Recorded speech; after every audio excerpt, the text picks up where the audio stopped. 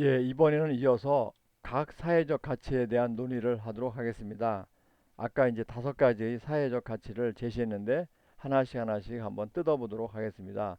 첫 번째가 평등입니다. 예, 평등은 영어로 이제 equality라고 여러분들이 EQUALITY 이렇게 영어로 쓰고 있습니다. 예, 그런데 이제 평등이 뭐냐, 그리고 평등이 왜 중요하냐, 그것부터 먼저 따져보도록 하겠습니다. 평등이라는 것은 여러분도 너무 잘 아시다시피 모든 사람에게 차별 없이 똑같은 상태입니다. 차별 없이 똑같은 거, 그런 것을 갖다가 우리가 평등이라고 이야기를 하고 있고, 그럼 평등이 왜 중요하냐면은 평등은 사회복지 정책에 크게 영향을 미칩니다. 앞에서도 배운 것처럼 우리가 어떤 사회복지 정책을 추구하는 데 있어 평등을 목적으로 삼는 경우가 많습니다. 예를 들어서 어떤 정책에서 또는 프로그램에서 좀 평등을 더 꾀해보자, 또는 불평등을 더 줄여보자, 그런 것을 목적으로 추구하는 경우가 많다는 것입니다. 그리고 또 그거와 관련해서 우리가 어떤 사회복지 정책이나 프로그램의 성과를 평가하는 데 있어 평등의 측면에서 얼마나 더 평등해졌느냐, 또는 얼마나 불평등을 더 줄였느냐, 그런 측면에서 성과를 분석할 수도 있을 것입니다. 그래서 특히 이제 평등은 무엇보다도 이 정의롭게 분배하는 것과 관련되어 있습니다. 쉽게 말하면 우리가 공정한 분배, 우리가 공정하게 나눠주는 것, 공정한 분배, 그런 측면과 관련된 아주 중요한 기본적인 가치 하나이기 때문에 평등은 중요하다고 볼 수가 있겠습니다. 다음에는 이제 평등의 형태입니다. 그럼 평등에는 어떤 형태가 있느냐? 물론 이제 여러 학자들이 평등의 형태를 구분하고 있습니다. 그래서 교재에서는 몇 가지 예를 제시하고 있는데, 그런데 그 사회복지 정책에서는 평등을 수량적 평등, 비례적 평등, 기회의 평등으로 구분하는 경향이 있습니다. 그래서 평등의 종류가 여러 가지가 있지만 이 사회복지 정책의 경우에는 크게 봐서 세 가지로 수량적 평등, 비례적 평등, 기회 평등, 이렇게 세 가지로 구분하는 경향이 있다. 그것도 좀 잘 기억을 해두시면 감사하겠습니다. 그리고 각각의 평등이 의미하는 바에 대해서는 뒤에서 또 설명을 드리도록 하겠습니다. 그럼 먼저 수량적 평등에 관해서 살펴보도록 하겠습니다. 수량적 평등은 사람이 가진 욕구나 능력에 상관없이 모든 사람에게 자원을 똑같이 나누어 주는 것을 말합니다. 즉 그 사람이 얼마나 필요한지, 또는 그 사람이 얼마나 그 어떤 능력을 가지고 있는지, 또는 그 사람이 얼마나 기여를 했는지, 거기에 상관없이 모든 사람에게 어떤 자원을 똑같이 나누어 주는 것이라고 볼 수가 있겠습니다. 그런데 여러분들이 이제 기억에 두어야 할 것이 이 세 가지 평등 개념, 또는 세 가지 평등 형태들 중에서 가장 적극적인 개념이라는 것입니다. 뭐가요? 수량적 평등이. 세 가지 평등 개념 또는 세 가지 평등 형태는 뭐라면은 이 수량적 평등, 비례적 평등, 기회 평등을 의미하는데, 이 중에서 가장 적극적인, 좀 진보적인 그런 거 개념이라는 것입니다. 그것도 좀 기억을 해두시고, 그리고 이 수량적 평등은 결과의 평등이라고도 부릅니다. 여러분들이 아마 결과의 평등이라는 용어는 많이 들어봤을 것인데, 이 결과의 평등이 바로 뭐냐? 수량적 평등입니다. 그리고 이제 이 세 가지 평등 중에서 이것이 가장 적극적이라는 개념은 여러분도 금방 눈치채다시피 그냥 똑같이 그냥 이 사람이 얼마나 욕구, 즉 얼마나 필요한지 여부, 또는 능력에 상관없이 얼마나 또 기여했는지에 상관없이 똑같이 나눠주니까 진짜 어떻게 생각하면 정말 이상적인 그런 사회일 수도 있겠죠. 그렇기 때문에 가장 적극적인 개념이라고 보는 것입니다. 그런데 여러분들도 금방 또 눈치채다시피 사실 이 수량적 우리가 완전한 수량적 평등은 현실적으로 이루어질 수가 없을 것입니다. 우리가 예를 들면 여러분들이 사회에서 똑같이 이렇게 나눠준다는 것이 현실적으로 불가능한 얘기죠. 특히 자본주의 사회에서는요. 그렇기 때문에 이 완전한 수량적 평등은 정말 이상적인 것이라고 볼 수가 있겠습니다. 우리가 꿈에서 그리는, 우리가 앞으로 나아가려고 바라는 바라는 그런 이상이지, 현실적으로는 이루어질 수가 없다는 것입니다. 이 사회복지 정책에서 예를 살펴보면은 어떤 빈곤층이 가진 능력이나 또는 기여, 그런 거에 상관없이 빈곤층에게 어떤 자원을 주어 가지고 빈부격차를 줄이려는 그런 소득 재분배 정책, 그런 것이 바로 수량적 평등이라고 볼 수가 있겠습니다. 그러니까 빈곤층의 능력이나 기여, 빈곤층이 이바지 한바지 상관이 없이 빈곤층한테 자원을 줘가지고 이제 그 서로 간의 격차를 줄이자, 즉 결과를 줄이자, 그런 것이 바로 수량적 평등에 수량적 평등에 접근해서 취하는 정책이라고 볼 수가 있겠습니다. 다음에 이제 두 번째가 비례적 평등입니다.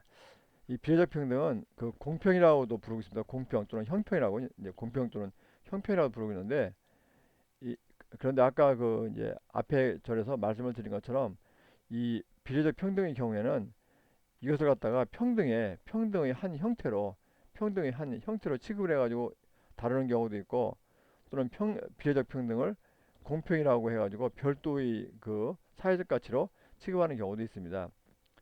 이제 그러니까 좀 전에 말씀드린 것처럼 평등을 우리가 수량적 평등, 비례적 평등, 기회 평등으로 구분하는데 이런 식으로 구분하면서 예를 들면 지금 이 자리에서 이 비례적 평등에 대해서 쭉 설명하는 그런 식으로 보는 경우도 있고 아니면 이 비례적 평등을 별도로 끄집어내서 별도의 사회적 가치로 그러니까 여기서 설명 안 하고 다른 적이죠 그 사회적 가치로 설명하는 경우도 있습니다. 예, 그래서 그 저는 저기죠 금방 이제 후에 뒤에서 말한 그런 방식을 취해가지고 이 비례적 평등을 뒤에서 별도로 설명을 드리는 방식을 취하겠습니다. 왜 그러냐면은 이 공평이라는 것은 이 비례적 평등이라는 것은 좀 독특한 성격을 지니기 때문에 그렇습니다. 그래서 이 비례적 평등은 여튼간 여러분들이 평등이 주요한 형태다 그렇게 기억을 해두시고 비례적 평등은 공평이라고도 불린다. 예, 그리고 이것은 제가 별도 이렇게 사회적 가치로 그 취급을 하고서 다음에 설명을 드리겠습니다. 그러면 이제 비례적 평등은 잠깐 빠이빠이 하고 세 번째가 이제 기회의 평등입니다. 아마 여러분들이 기회의 평등에 대해서는 많이 얘기를 들어봤을 것입니다. 이 기회의 평등이라는 것은 결과가 평등한지 여부에는 전혀 관심을 가지지 않습니다. 그 대신에 과정상의 기회를 평등하게 해주는 것입니다. 우리가 예를 들어 경주를 쭉 가는데 요 이제 출발선에서 요 똑같이 출발할 수 있게 해주는 겁니다. 이렇게 기회를 똑같이 주면은 나중에 결과에서 누구는 뭐 앞에 나갔고 누구는 뒤에 나갔고 이런 걸 상관하지 않겠다는 것입니다. 그래서 이렇게 출발선을 평등하게 해주는 거 그런 것이 바로 기회의 평등이라고 볼 수가 있겠습니다. 그래서 그 세 가지 평등 개념 아까 수량적 평등, 비례적 평등, 기회의 평등 중에서 가장 소극적인, 가장 보수적인 그런 개념이라는 것도 알아두시면 고맙겠습니다. 이런 그 기회의 평등을 추구하는 정책의 예로 1960년대 미국에서 빈곤과의 전쟁이라는 것을 벌였습니다. 이 전쟁이 무슨 뭐 총 들고 싸우는 게 아니라 이게 영어로 이제 워 전쟁이 워고 이제 언그 퍼버티 이렇게 영어로 이렇게 쓰는데요. 빈곤이 이제 퍼버티입니다. 이렇게 퍼버티 그래서 쓰는데 그래서 빈곤과의 전쟁 또는 빈곤에 대한 전쟁 또는 대빈곤 전쟁 이렇게 번역을 하는데 그 기간 동안에 빈곤층을 대상으로 이런 교육이나 그런 훈련 프로그램을 제공했습니다. 그러니까 빈곤층이 아무래도 교육 수준이 떨어지니까 이제 사회에 나가서 직장을 좀 구하기 쉽게 이렇게 이제 교육 수준을 올려 교육 수준을 올리고 어떤 훈련해 가지고 기술을 갖추게 함으로써 이게 사회에서 직장을 얻을 경우에 다른 그 계층과 동일한 선에서 출발할 수 있게 이렇게 만들어진 그 조치이기 때문에 어떤 그 이제 직장을 얻을 수 있는 그런 기회를 가능하면은 다른 층과 똑같이 해주려고 하는 그런 그 의도를 가지고 있기 때문에 이런 것이 바로 기회의 평등과 관련된 사회복지 정책이라고 볼 수가 있겠습니다. 그럼 이제 그다음에 이제 그 평등을 측정하는 것입니다. 평등이나 불평등을 측정하는 것인데 이 사회가 얼마나 평등하냐 또는 얼마나 불평등하냐 이런 것을 보여주는 것과 관련된 것이 로렌츠 곡선하고 지니 계수입니다. 꼭 좀 기억을 해두시기 바라겠습니다. 이 사회의 평등 또는 불평등과 관련된 것이 로렌츠 곡선하고 지니 계수인데 여기 나오는 그 로렌츠나 이 지니는 전부 다 사람 이름입니다. 이제 이런 것을 처음으로 만들어낸 사람 이름인데 이 로렌츠 곡선은 각 인구층이 차지하는 소득의 비율을 나타내는 곡선으로 되어 있고 경제학에서 많이 취급하는 곡선인데 이게 보면 사실은 뭐 좀 그 여러분들이 장황하게 알 필요는 없을 것 같습니다.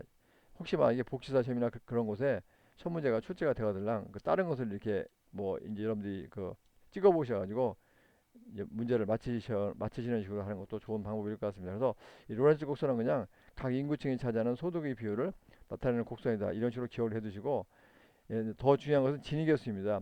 이 진위계수란 것은 이 로렌츠 곡선을 근거로 해서 얻어진 소득 불평등 수치입니다. 그래서 진위계수란 것은 이제 로렌츠 곡선을 근거로 해서 얻어진 건데 이 진위계수는 0서부터 이렇게 1까지의 수치를 가집니다. 그래서 0으로 가까울수록 평등한 사회고 1로 갈수록 불평등한 사회입니다. 그래서 진위계수는 로렌츠 곡선을 토대로 얻어진 소득 불평등 그 수치다. 그리고 0서부터 1까지의 수치를 가지는데 0에 가까울수록 평등한 사회이고 1에 가까울수록 불평등한 사회다. 그거를 좀 꼭 기억해 두시기 바라겠습니다.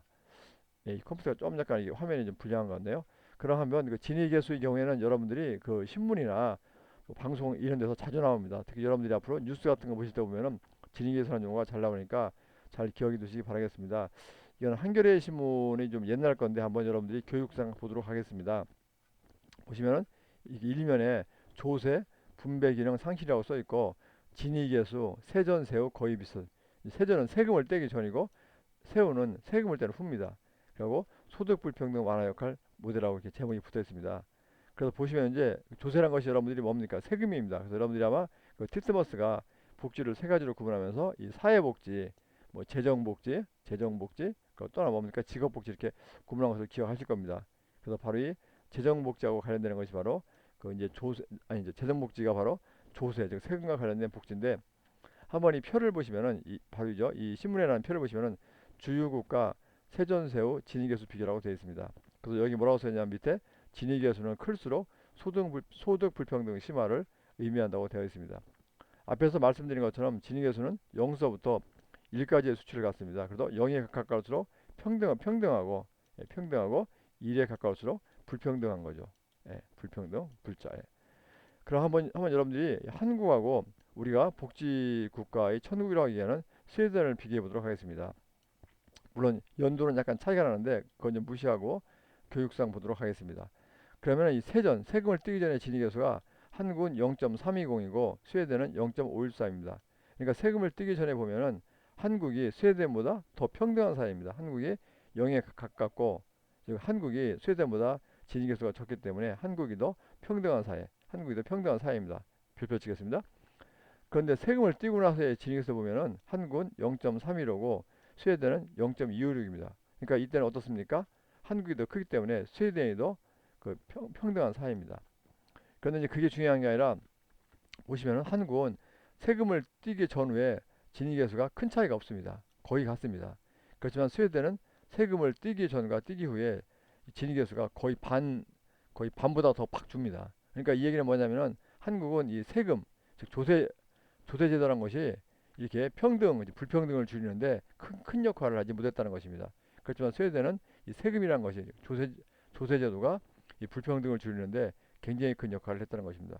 그러니까 이것을 전문 용어로 어떻습니까? 한국은 여기죠. 한국 이거 조세제도는 이 저 소득 불평등을 완화하는데 큰 역할을 하지 못했고 스웨덴은 큰 역할을 했는데 이것을 전문 용어로 우리가 뭐라고 얘기합니까? 한국은 이 조세제도가 재분배 기능을 소득 재분배 기능을 제대로 하지 못했고 스웨덴은 소득 재분배 기능을 크게 했다 이렇게 이제 볼 수가 있겠습니다.